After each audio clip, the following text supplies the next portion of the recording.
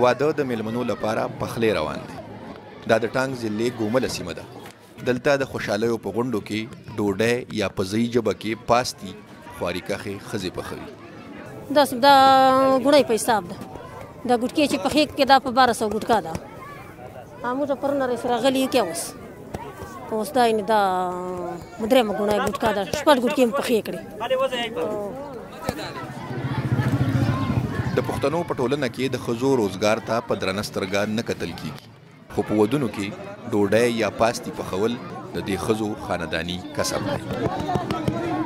دا خو یې موږ له نیکانو له وخته دا خبرې دي.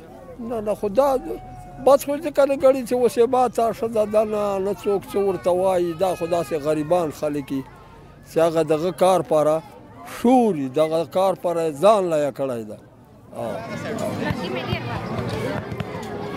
بیا به څه کوو، مجبوري ده. بیا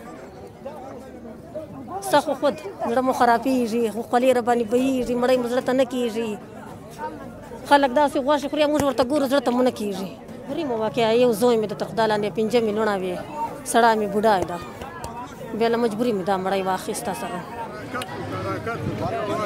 ودونو کې د میلمنو لپاره ګڼ خواړه برابرولی شي، خو ټوله ورځ د اور په غاړه پاستي پخول پکې تر ټولو سخت کار ګڼل کېږي.